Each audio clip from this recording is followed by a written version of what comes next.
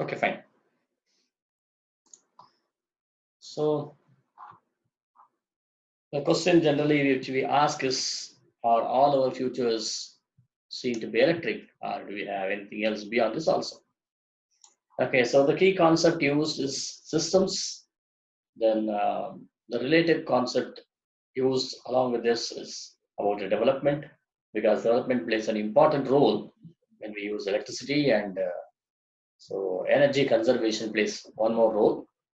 And finally, globally, we are looking at, okay, the scientific and technical development, because without the electricity, so you cannot do any sort of scientific and technical development. And the statement of inquiry is, the development of electrical systems has defined the modern world and made new futures possible. Because once upon a time, we were only looking at, okay, electricity to be a source for lighting. And then slowly, the electricity made possible into a larger extent. We started looking into Crookes wheel, and then we started looking into how electricity can generate energy to actually move systems. And then slowly came electrical engines, which revolutionized the art of the steam engines. Or people were using steam engines for a longer time for locomotion, which is completely gone, and the electricity came in the moment. Then after that, several other technological advances in medical field and as well as in the engineering, everything started to creep up like anything. And that's why we say, so the development of, so the energy, electricity from the systems point of view, if you study, it was very much useful in the energy and as well as in development. And that is what has been defined as the modern world and now made new futures possible.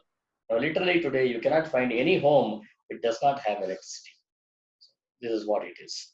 Okay, for example, in the further course, if you see, okay, the amount of energy that we spend per day will be around 2 to 3 units, and the cost of this 2 to 3 units comes out to be only around 15 to 20 rupees. But if you take the same energy expense, okay, when you are using a coal engine or maybe another source of energy, it will be too much expensive. So therefore, we say, so modern world, very new futures are possible making use of this electricity. Okay, now let us look at what are these charges. So what is a charge? There are positive and negative There are charges. positive and negative charges, but if you ask what do you understand by charge, you cannot define charge by any way. Because when I ask you what is mass, can you define mass? Can you define mass? So, am I audible? Yeah, Okay. mass. How do you define mass? I don't think there's any Yeah, definition. so you cannot be defining the mass in a similar way. Charge also cannot be defined, and charge is thus called as a basic quantity or a basic entity, and hence it cannot be defined. Okay. There are two types of charges exist. One is a positive charge, other one is a negative charge. What about a neutral charge? What about a neutral Uh, charge? Yeah, that's like a neutron. which means there's one more charge. Do we have three types of charges? Positive, negative, and neutral. Is it so? Do we have three There's types of only no we no. There's only positive and negative right? There because are only two types if of it's not charges. positive here, Yeah, then what is this neutral charge here? What type of charge is this? is that when there's an equal amount of negative Yeah, and when number of positives positive in charges is equal to number of negative charges, then you say that the substance is electrically neutral. Let us say, for example, I have this pen, for example. If I let us say this has 30 positive charges, then this will also have 30 negative charges. So the sum of these two charges are the same or it's equal. So it's equal to zero.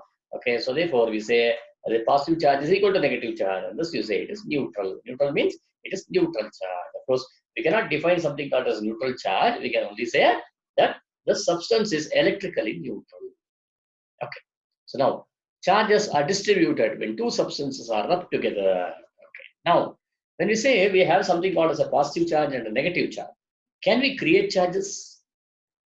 Can we create charges? oh, it's like energy you can't create it because like it No. keeps changing. It keeps on changing. Okay. So shown here in the diagram is you take a balloon, rub it on your hair, and then okay, stick it to a wall. it just sticks to the wall, right? And then you observe that charges, okay, so one of the balloon becomes positively charged and negatively charged, and the air becomes positively charged. That's what we had observed. So which means, does it mean that we have created charges on the balloon? Have we created charges on the balloon now? It's just a transfer of It's just a it's not being transfer. created. Yeah, so therefore we can only say that there is a sharing of the charge that is taking place between the positive, between two substances. Thus, this can be done by rubbing two substances together. The total charge is seen to be conserved. Let us take an example about what you mean by conservation. So let us say, for example, I have an object, I have another object. Let's say this is my glass rod, this is my wool.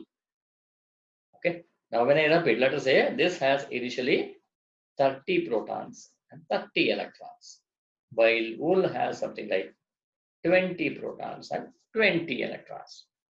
Okay, anyway, it's given over here. Okay, so the balloon, when you rub it across,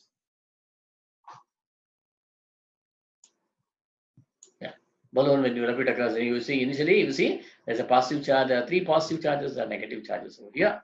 And then the wool has how many positives? 3 positive charges and 3 negative charges. When you rub it across, what happens is the balloon gains the electrons, while the electrons are being lost by the woolen cloth over here.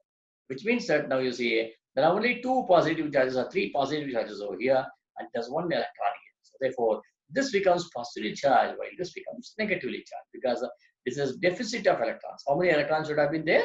If there are 2 positive charges here, there should have been 2 electrons over here, right? But unfortunately, okay, these 2 electrons, okay, have jumped to this layer, right? So therefore, you see that it has lost some electrons over here. Now you see, initially this has only 3. Now 3 plus 2 have become 5 over here, and 3 positive charges over here. Thus, this has gained some electrons, so which means that it is becoming negatively charged. There is a surplus of electrons over here, but here if you see, it has become positively charged because it has lost some electrons, right? So there is a deficit of electrons, and hence it has more number of positive charges, and hence it becomes a positive charge. Now, if you find the total number of charges, there should have been 3 charges here, 3 positive charges here. So 1 plus here, let us say there are 3, and here there are 3. Total number of positive charges is 6. And total number of negative charges is 1, 2, 3, 4, 5, and 6. So therefore, again you see the total charges in both the systems is equal to 0, which tells us the charges need to be conserved. Now, can you tell me what is the meaning of conserved? I have a question. Yes. Do the positive charges ever move? Isn't it only the negative charges that move to Yeah. either? Yeah. So generally, an atom consists of a centrally located nucleus, which we call as positive, and then there are electrons which are very tiny, which revolve around the nucleus like this. Okay. Now, if you compare the mass of these electrons, the mass of the electron is nearly 1024, 1067, I think, multiplied by the mass of the proton. Okay. So therefore, it is very, very less as compared to the mass of the proton. Our mass of a proton is very massive. So therefore, we can expect that this will never move. Why? This will move. When we rub 2 substances, only the electron can get transferred, but the positive charges will never get transferred. Okay. So therefore, positive charges remains as such. Only it's a transfer of electrons that takes place because of their massiveness. Okay. Okay. Just a minute.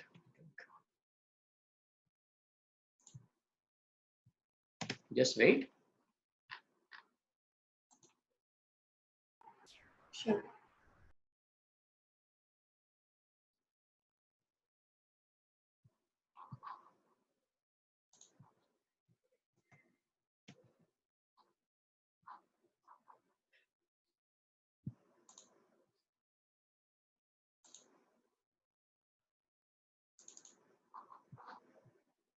Okay.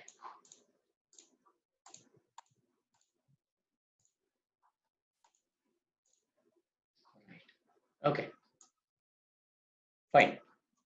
Now, some substances are capable of receiving the charges certain substances are capable of donating the charges. That's what we say. Some substances are charge donating, and some of them are charge receiving substances. Substances that donate charges now becomes positively charged, and substances that receive charges becomes negatively charged. So when two different substances are pressed or rubbed together, then the surface of one material will generally steal some electrons from the surface of the other materials. So the material that steals electrons has the stronger affinity for negative charge of the two materials, and thus the surface will become negatively charged after the materials are separated. So there are two types of substances. One is donators, the other one is receivers. Whenever we rub one material with the other, then what happens is the donators are now capable of donating the electrons. When they donate the electrons, they become positively charged. But on the other hand, when they receive the electrons, they become negatively charged. Okay. So now, which substances can donate electrons? Which substance can receive electrons? It's a big question, and there's already been done some sufficient amount of research has been done. Okay, so this, yeah, so this table representing, okay, so which ones are donatable and which ones are the receiving ones are represented in the form of a triboelectric series, which is available from this web link. Now I have taken a small snapshot of this, okay, for further understanding to be shown like this over here. Now you see substances like rabbit fur, hair, glass, mica, and wool, they lose electrons, which means that upon rubbing one object with the other, in that case, what happens is they will lose electrons and they become more and more positively charged. While silk, paper, wood, amber, rubber balloon, polystyrene, acrylic, polythene, Teflon, PTFE, and so on, these have an ability or a tendency to gain electrons. So in other words, on rubbing two substances, they will become negatively charged. Okay, a table representing which ones could be donators, which one could be acceptors has been shown over here. So based on it, you can say that where and what type of static electricity is possible in these substances. Then shown here is one more example of a charge distribution, wherein a balloon and as well a person's hair is present over here. Now you see this has equal number of positive and negative charges. This has equal number of positive and negative charges. And when they rub each other, now what happens is, so this edge, as you see, it has become so negatively charged. This has become negatively charged. You see the red color ones, and this edge has become positively charged over here, right? So when you bring these two together, what will happen now? When you bring the balloon nearby to your head after rubbing with each other, what will happen? The balloon will gain electrons. It has already gained some electrons, but as a result of it, when you bring it nearby, what will happen? It'll attract the hair. It will attract towards it. Okay. Now this is about two different substances I have. Okay. Now let us take the two same substances. Okay. I take two balloons, similar balloons. I rub it with each other, and as a result of this, what happens is there are negative charges which are developed at the edges over here. Now what will happen? There's a force on. They will both become neutrally charged. No, when I rub it across, what happens is, what is the capability of this balloon? The capability of the balloon is to receive some electrons, right? It receives, it's an electron, see, it is an electron receiver over here, right? Here, it was an electron receiver. So here also, this is an electron receiver. Since a balloon is an insulator, when I rub it across at one edge, some of the electrons from this edge will move over here. In a similar way, when I rub it across here, some of these electrons will move out from here. So therefore, both of them are capable of receiving some electrons. Our electrons are now at both the edges over here. And as a result of this, when you bring both of them nearby to each other, they will start repelling. Correct? Right. Okay. So we have seen one important phenomena here. That is when you have a positive charge and a negative charge. A positive charge and a negative charge. You see there is a case of attraction. And when you have two negative charges, you can see there is a repulsion being observed. Okay. So now, when two neutral objects are rubbed together, they become charged. Okay, so that's what we had observed so far. So if you want to make two objects to be charged objects, definitely you need to rub them together. Rubbing removes more loosely held electrons from one material and deposits them on the other material. That's what we had seen. Okay, so one of them becomes negatively charged, the other one becomes positively charged. Okay. Then there's another way of charging an object. Okay, now we have seen the first way of charging an object was by making use of friction. So what do we do in friction? If there are two objects, we rub them with each other.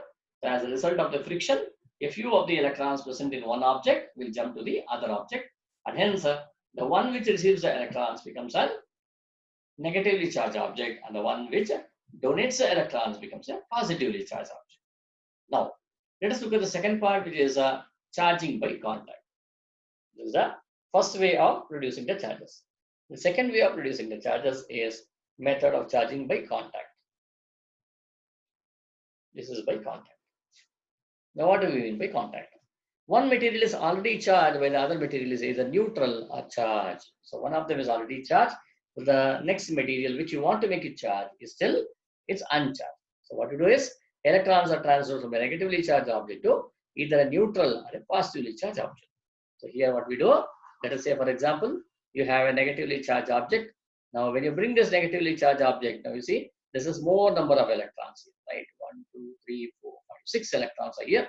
3 protons or 3 positively charged particles are here, and this is a knob, and you see there's a beaker over here, there's a cork kept here, and inside through the cork goes a carbon rod. To the other end of the rod is attached to gold leaves, the two gold leaves over here, and then to one end of it is connected a metal knob over here. Now what is the person doing here? He is bringing this particular rod, touching it to this surface, right? And as a result of this touching, so what is happening here? You can see the charges. Now, what is happening? How many charges are here? Now, you see, if you count the charges 1, 2, 3, 4, 5, 6, 7, 8, 9. There are 9 negative charges, while you see 1, 2, 3, 4, 5 positive charges. So, what can you infer from here? What can you infer from here? That it's going to become neutrally charged. No, there are 5 positive charges inside and 9 negative charges here. Oh, then that it's negative. It's more negatively charged. Yeah, so this is more negatively charged over here.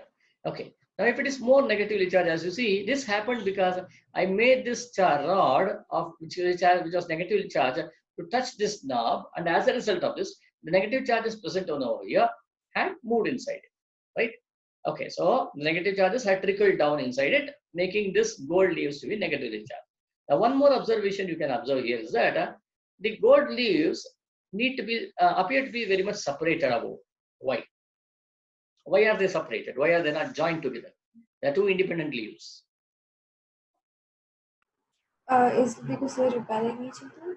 Yeah, they are repelling each other. So this is my carbon rod, and then to the edge we have two thin gold leaves. Okay, thin gold leaves.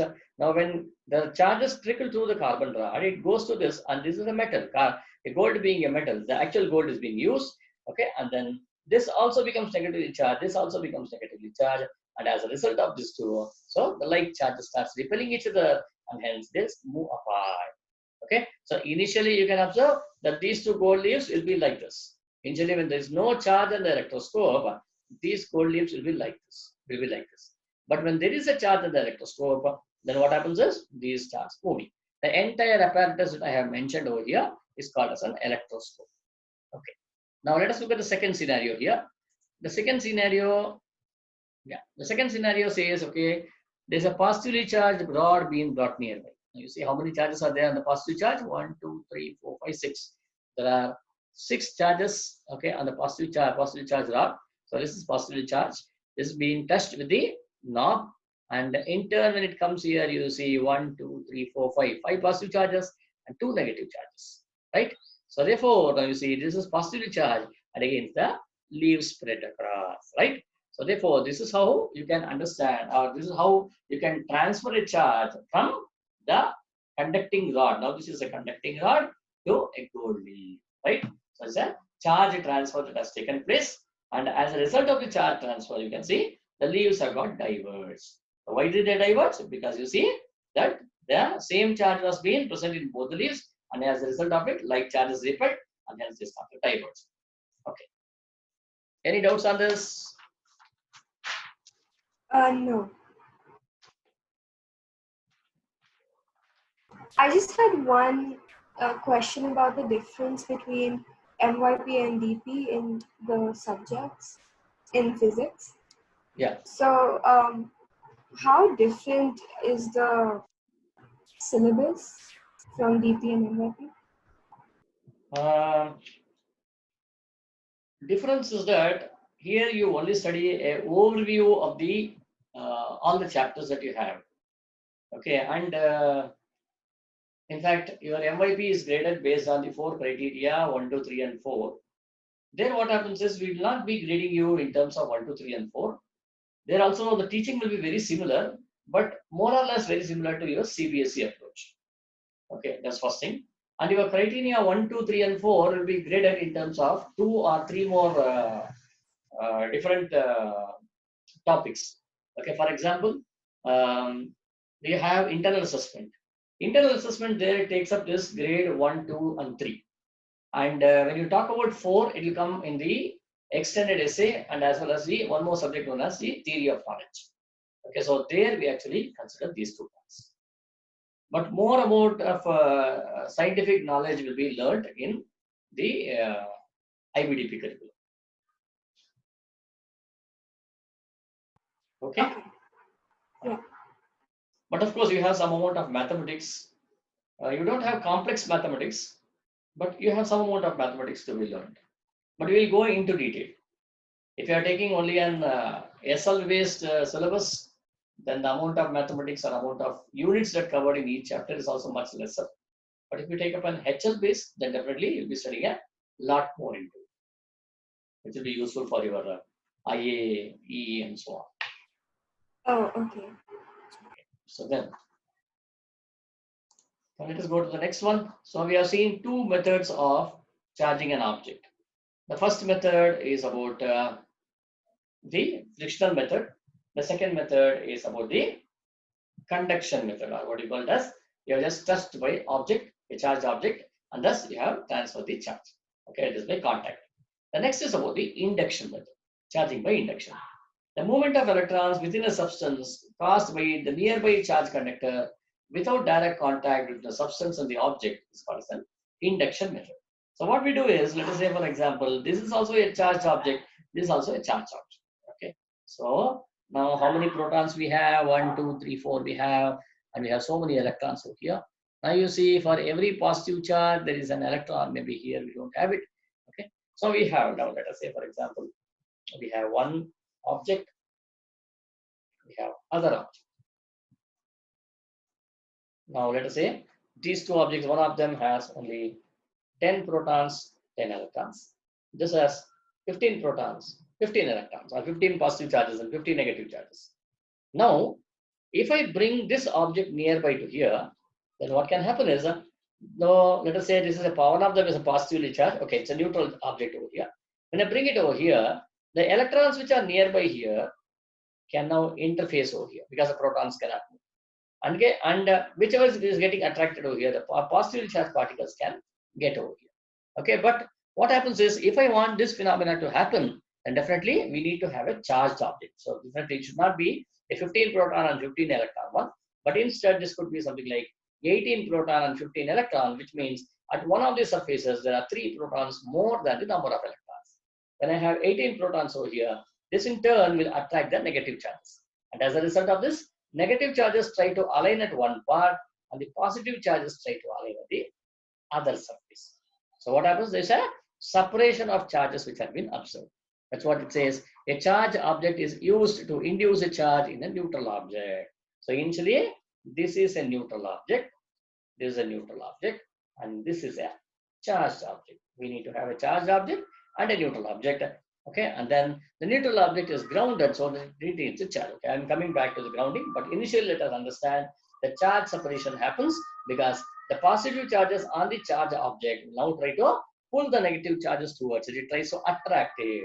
When it tries to attract it, then what happens is the negative charges all will get lined up over here and the positive charges will be present over here. Next, what we do is, did you understand this part? Any doubts on this? No, I don't think so. It's just the distribution, right? Yeah, it's just a distribution. And then what happens is, let me connect this object to the ground.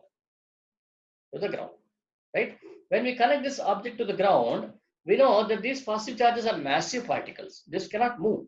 While the electrons present in the ground, because the ground is always a negative potential.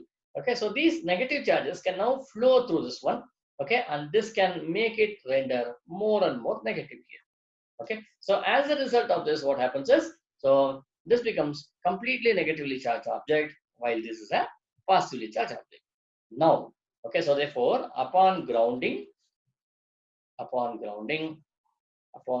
the temporarily charged object,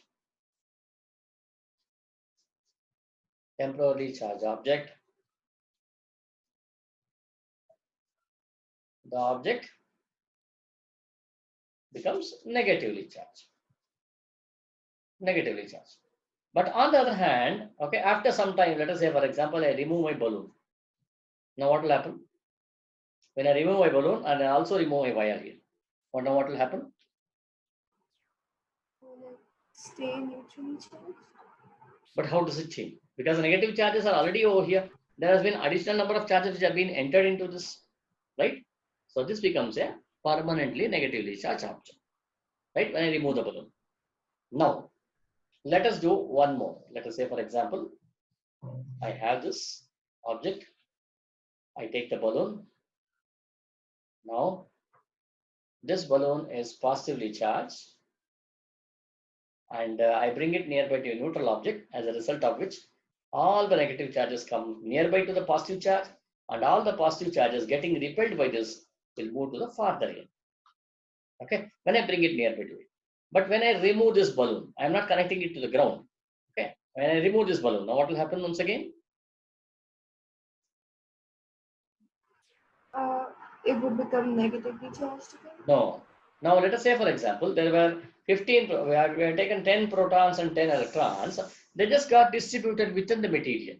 Okay, but on the other hand, if I remove the balloon once again, this doesn't have the ability, okay, to stay just like this, but instead, this will again join with the 10 protons and 10 electrons, and it will again become a neutral surface. Okay, so induction is not a permanent way of charging an object. If I want to charge an object, then I need to ground the other object. If I do not ground it and I just bring the balloon nearby to it, a positive charge object nearby to a neutral material, then until the material is nearby to it, until charge object is nearby to the material, definitely it remains, the charge separation can be observed. But when you remove this balloon away, you see that the charge separation is lost, right? And this again becomes a neutrally charged object, or there is no charge on it. Did you understand the second part? Yeah. Okay.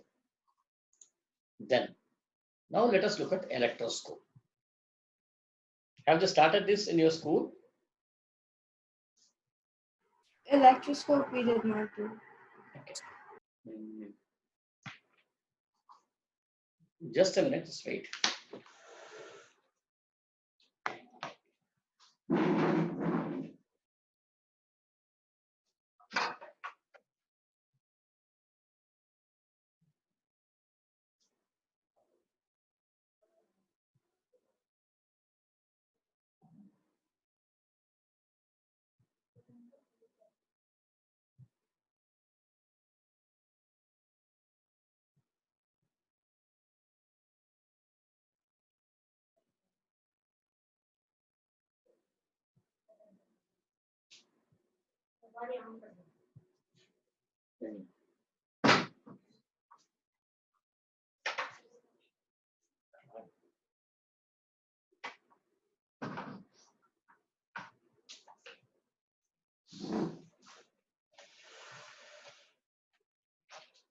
Okay.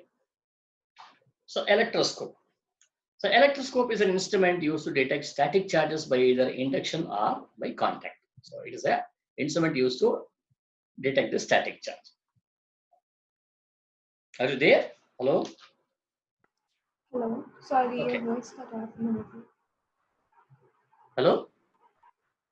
I can hear you. It's just Okay, like a fine. little bit Yeah. soft for some reason.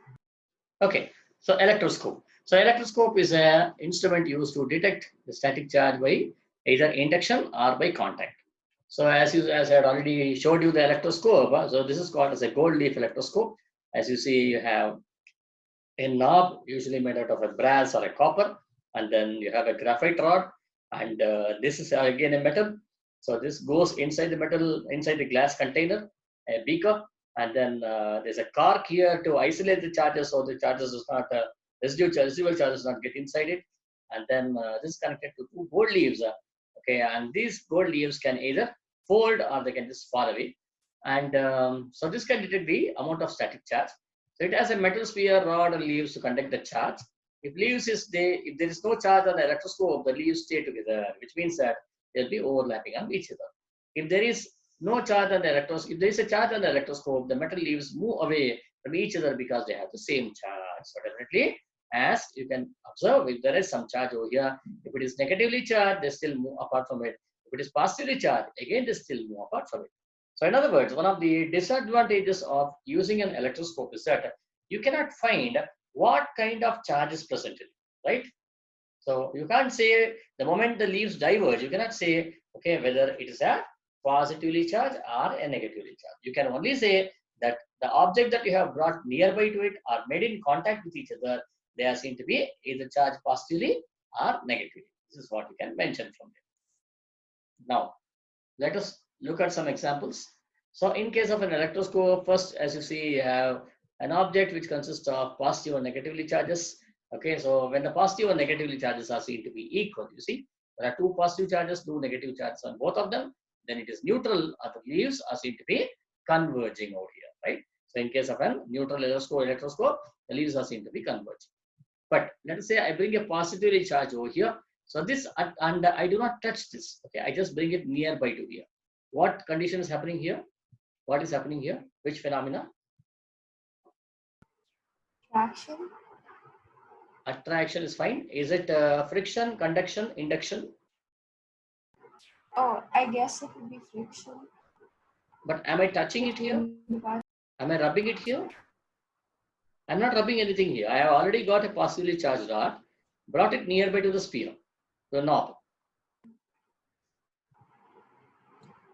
I'm not sure about which it would be. Okay, let us go back to the process of charging. So we had three process of charging, right? Three methods of charging. One is by friction. So what is friction? How do you charge objects by friction?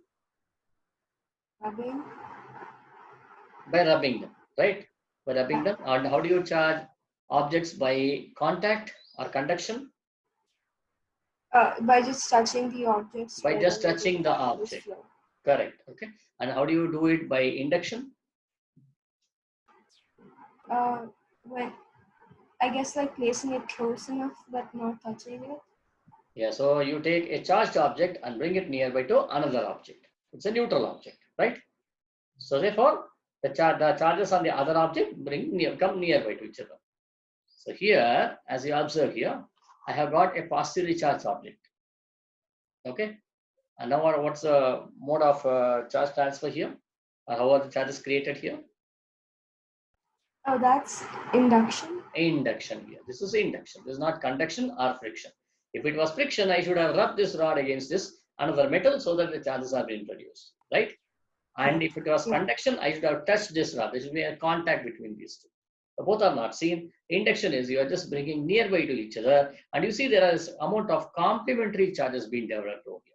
If it was conduction, what would have happened is, if this is positive charge, here also you could have observed positive charges, right? So therefore, this is induction. Now, as a result of this, now I have brought this positive charges. Now this has been induced over here. So all the negative charges have moved over here, while the positive charges are moved to the other edge of the sphere. Now the sphere being conductive, it transfers its positive charges to the graphite rod. Graphite rod is also a good conductor. So therefore, this in turn transfers to the gold leaf electroscope or the gold leaves. When it transfers to the gold leaf, what happens is the leaf starts diverging because the same charge is getting deposited over here, right? Okay, next. So what is that we infer? If I have a positive charge over here, if the probe is a positive charge, we can see the result also to be positively charged over here, because through induction, it actually takes up these electrons. Now, what would have happened instead of induction if I had done conduction? Do I get the same result? Yeah, it would be the same. Then what kind of charges would have got deposited in the electroscope? Oh wait, no, because No, I don't think it would be the same. For conduction? Yeah, for conduction.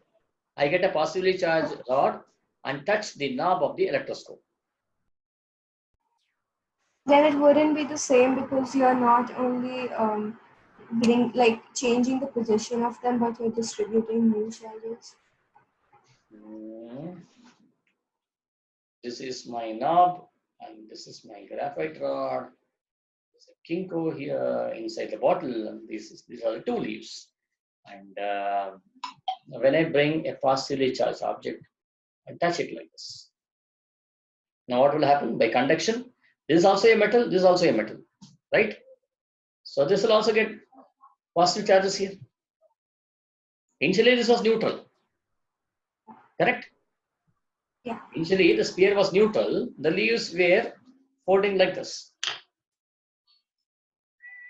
Just a minute. Sure.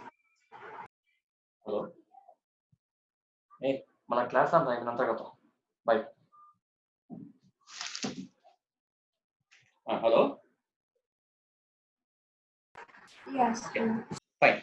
Okay. So initially, the leaves were overlapping with each other because it was neutral. There were no charges in the electroscope. But when we touch this one here, now what happens is the positive charges present in the rod got connected with the sphere, and as a result of this, the sphere is connected to graphite rod. It conducts heavily, and then the charge got transferred over here. So this again became positively charged.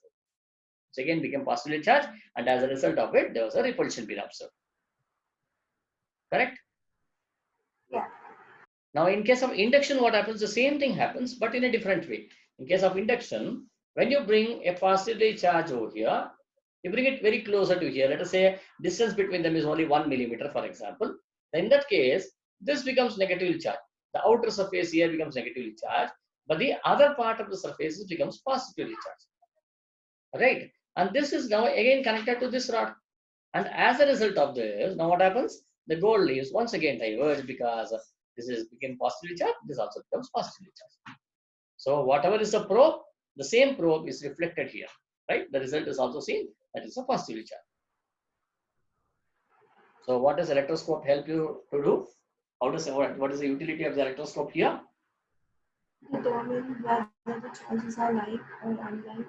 Right. So you can understand whether an object is charged or not. That's the only thing that you can understand from here. Okay. Whether the object is charged or not. Okay. Then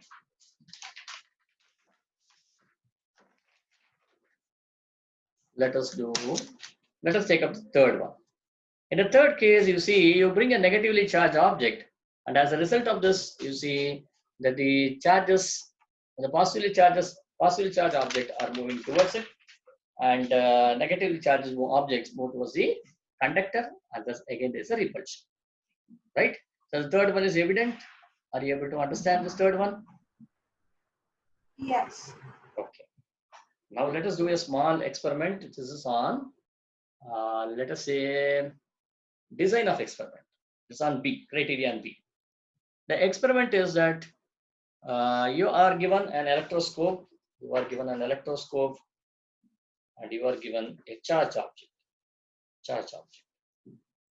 You need to find, okay, by how does the distance between the charged object and the electroscope influence the distance between the leaves, the repulsion of the leaves.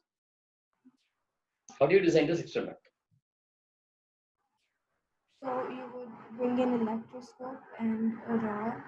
Okay. As well as with different methods you would conduct the experiment.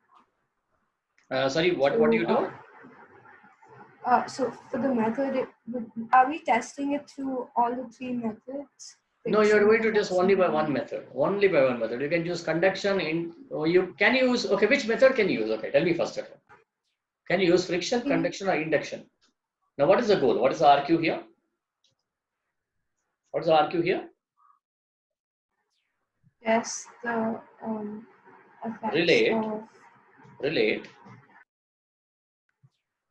Okay. Relate what? Relate what?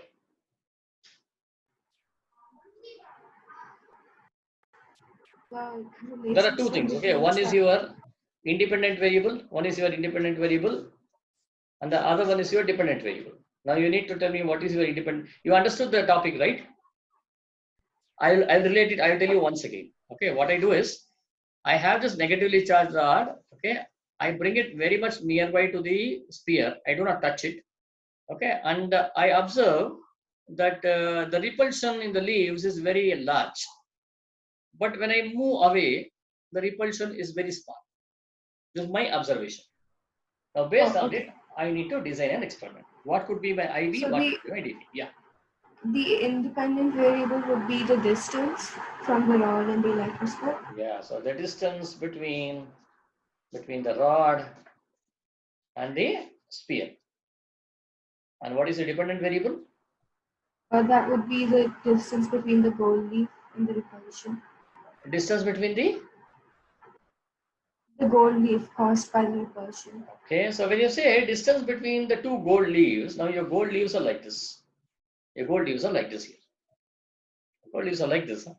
Now, how do you find the distance? For example, if I find the distance here, it's small, maybe 1 millimeter. If I take it, it will be 3 centimeters, 3 millimeters. If I take it here, it will be 5 millimeters. Which one is the standard here? Yeah. From the bottom. From the bottom. So you are going to take it over here. Okay. Can you think of any other innovative method? Okay, fine. I'll come back to the evaluation part, then we will see that. So now you are going to vary this distance, and then you are going to find the distance between these two parts. Okay. Oh, could you also use between the gold leaf? Between the gold leaf means? Like in between, could you test, like look at how the angle increases or decreases? Right. So you're looking at the angle over there, which means that you can look at the angle over here, right? You can look at the angle also. Okay. So therefore, your dependent variable can be either angle or it can be between the distance between the two ends of it. You can take either of them. Okay. Now, how do we start? How do we begin with? You would start by setting up the electroscope. Yeah, setting up the experiment. So what do you do with it? What do you mean by setting up the experiment? How do you begin? Placing the gold leaves and making sure that it's neutrally charged by adding a rod and what's the metal part in the middle part? Metal part is gold. Okay. So adding that and then bringing the rod near through different distances and connecting multiple channels. But there are some strands here, right? Before you begin with, what are those strands in BNC?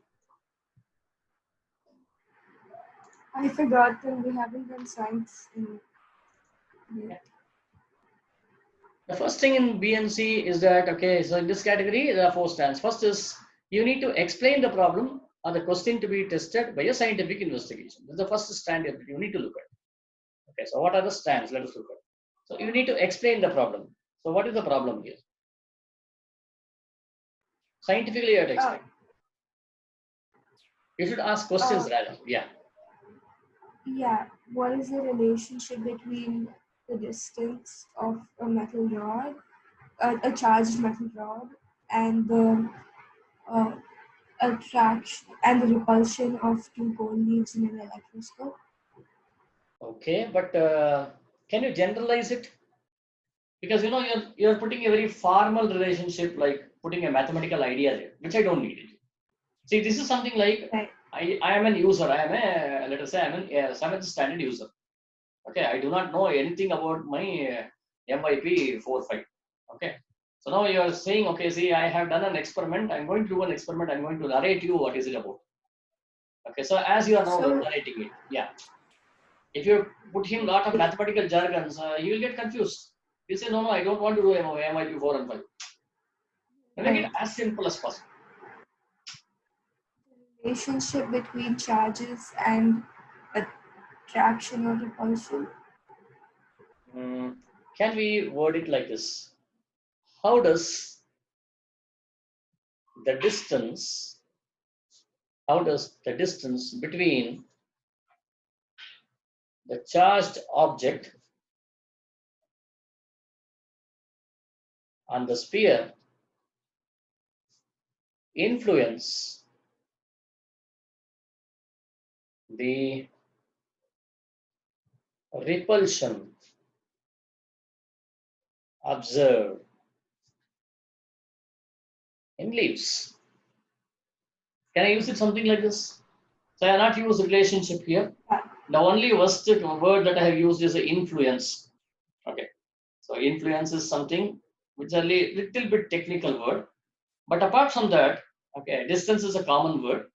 So which is very easy to understand and to grasp and say, okay, so this is what I am interested. I do not know whether the distance will, as the distance increases, repulsion decreases. So all these are something like fact-based. You will get that answer only when you do an experiment, right? Now this appears to be a very open-ended question for me. Correct? Right. Okay, so initially when you start with your RQ, so when you define your problem, it should be an open-ended question. It should not give any other clue saying that, okay, I am very much specific about it. You are not saying anything about it. See, when I say repulsion, I did not talk about what is the distance between the two leaves. I did not tell you, okay, what parameter I'm going to use it, whether the angle or whether the, okay, distance between the leaves, okay, whether it's the extremity or the middle point, nothing I have mentioned, right? As much as possible, you have to be very, very gentle. So this is what you need to look into it. Okay. Are you okay? So then next is, okay, this is the first strand. The second strand. So which means a general question which you are going to put it across. The second strand is about putting across a hypothesis. What's a hypothesis? If the if the distance between the charged object and the sphere is smaller, then the repulsion will be larger. When the repulsion will be larger. Okay. Okay, so you can put it like that, or you can also ask hypothesis as a question. So both are right. Okay, fine. And then what is one more thing which comes in hypothesis apart from that? Or the reasoning. Reason. Okay, reasoning is fine, but apart from that, you have to put a constraint or okay, and a reasoning. You can put either of them. Okay, Also fine. the constant, right? Sorry, The constant. constraint means there will be a condition under which you will work. Okay, there will be a condition under which you will work. So what is a constraint here? What is a condition under which all these are satisfiable? Whatever proposition, whatever hypothesis you are putting it across, under what condition will this be validated? When will this be true? Or you can also say, okay, when will this become false? You can recognize both of them and then think, okay, whichever is positive, you can put across it. What is a constraint here? Can you identify the constraint? You have a gold leaf electroscope, then you have an object which is charged. You bring it nearby to it, the leaves diverge. And the object is the same as that constraint. And the object is same, of course, I'm giving you the same object. Then I'm not changing the object here. Temperature of the environment. Temperature, can temperature play a role here? Doesn't temperature affect the flow of charges? That becomes another RQ here, which we are not interested to look into now. Right? So if you want to investigate that, then you have to put it into a closed, this one. See, whenever you put across a hypothesis is an open-ended one initially. So your RQ initially will be an open-ended one. You can ask any kind of question. The thing is, okay, so when you come to hypothesis, you should be able to put a background research and there you need to explain it. So therefore, when you write the RQ, you have to think these two into mind. You have to think about 2 steps ahead and then write the RQ. Because let us say, for example, you started with something like what you said. You said, okay, I want to find or I want to investigate what is the effect of temperature on the repulsion. Right? Then you should really have a solid theory with you. Saying that, okay, using this theory, how do I go with it? Only then you can use that particular statement. Because in effect, after you do the experiment, you see that nothing changes. How do you reflect it? Right? There was no effect on the temperature and so on. But by the time you had already put across, okay, this was my hypothesis, this is the way how we are doing and so on. You can do it in IP, but still, sometimes what happens, we will not be knowing at this stage, okay, we will not be knowing, okay, what are the microscopic details that are involved into it. So it's better that you start from unknown to knowns and don't go for something. Sorry, you start from known to unknowns. Okay, don't go for something which is very new or what you call it as novel.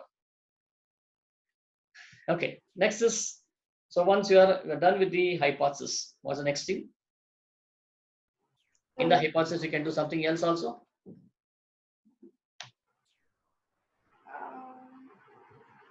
You're going to collect the data. When you're going to collect the data, right? You're going to collect the data.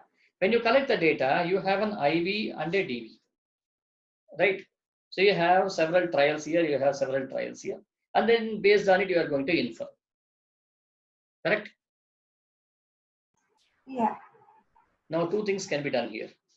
One is you can do a mathematical model, okay, which you have not studied so far, okay, which means that you can arrive at an equation for dv and iv. Okay, something like I can say dv is equal to 3 times iv. You can put it like this. This is one way of doing it. If mathematical model is not, you are not able to arrive at something like an equation here, like y equal to mx plus c and so on, then you can go for a graphical model. Most of the projects or most of the IAs or most of the problems like this will involve a graphical model, right? So if it involves a graphical model, you can put across a table here representing, okay, so what represents which one? So towards it, you can say what is plotted in the graph. What is a plottable? What is plotted in the graph? What is a type of the variable used? And then you can say what is the range? What is the range? Okay, this is very, very important. Most of the students don't do that. It's very important. And here in the plot, okay, what is plotted? You can say this is an x-axis, this is y-axis. In x-axis, let us say you are going to always vary independent variable, dependent variable. Okay, we need to put one more. Let us say one more, which is a variable. What variable you are going to use, and then comes the range. What variable you are going to use, and then comes the range. So variable, when it comes to variable, now what is the variable? For independent variable, we have chosen the distance. Distance. And for dependent variable, let us say repulsion we call, but instead we have a mathematical parameter here, which is nothing but, which could be angle between the leaves. Between the leaves, right? Larger the angle, larger the repulsion, right? And now comes the distance. Now what's the distance you would be interested in? Can I take the distance to be only 3 centimeters, 5 centimeters, 50 centimeters, 1 meter, 1 kilometer? What is it about? Shouldn't it be millimeters? It should be in millimeters, right? Because it should be in a measurable way. So you can say maybe I will start from 1 millimeter to maximum will be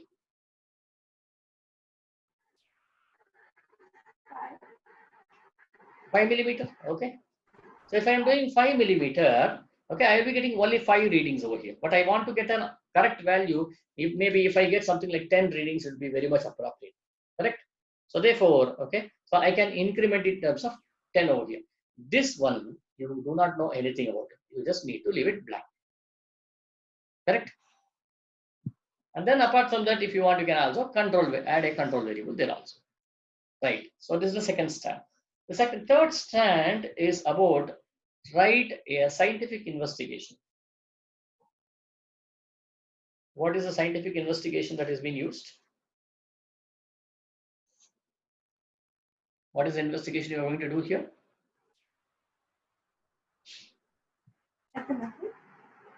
Method.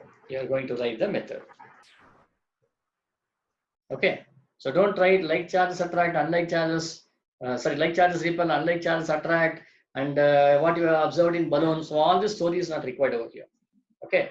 The method that you write should revolve around the procedure, okay, or the experiment that you are going to work here, right? So that should be your abstract of the investigation. And finally, they should also highlight the picture of the setup. Picture of the setup.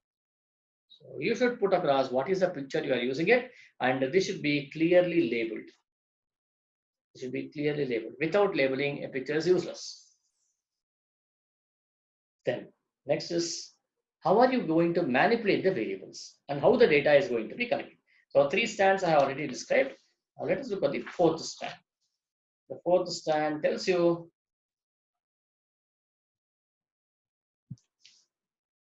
how are you manipulating the variables. Manipulating the variables. What is the variable here? What variable are you considering here? The distance. Sorry? The distance, yeah. Distance. Okay, so how are you varying the variable? How are you manipulating the variable? That you need to mention it. Okay, and then you would also mention about the procedure. Okay, so what is the procedure? How you are exactly going to do? And while you write the procedure, you should not include direct speech. Many students do this one. Okay, they just say, okay, I measured the distance between the rod and the this one to be around 5 millimeters, which is incorrect. Okay, so that should not be done. And then you should also mention, okay, only the quantities that are present in your material list. So these are the some things which you have to do. And you should, while you say that you are doing some manipulating the variables, you should include the trials. Okay, how do you increase the trials? That I mentioned should be present over here. Okay. And lastly, the last part is present the risk assessment. Present the risk assessment. What is the risk assessment here? The limitations and the Sorry? safety measures. Safety measures. What is the safety measure you're going to use here in this case? I guess in case. Oh, is it possible to get shocked by an electricity? A static electric shock? Yes, of course, you might get a static electric shock. Okay, so for that you should wear gloves that are not conductors. You should wear to gloves. avoid them. You should wear gloves, and you should do the experiment only with a shoes, by wearing shoes. And then what are the other issues? I think that's it. Sorry, I think that's it. there's one more. What is the container you are using? A glass container, right? Right. Oh, so do it so that it, like on a surface that's not elevated, so in case it falls. Right, and do not keep it at the edge of the table. Right. Right, so that also you need to take care about it. And then there's one more. What about the environmental is there? Okay. What about economical issues?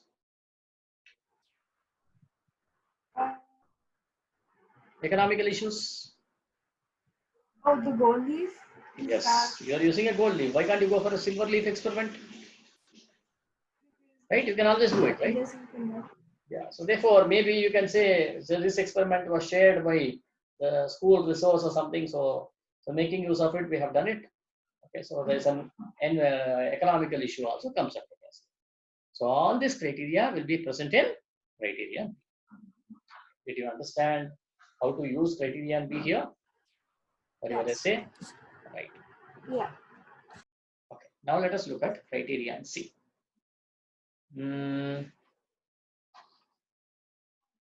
This Zoom runs only for 40 minutes, I think, right? Sir, Yeah. I have another class at 3:50. Oh, is it? Okay, fine. Then we'll wind up now. Yeah.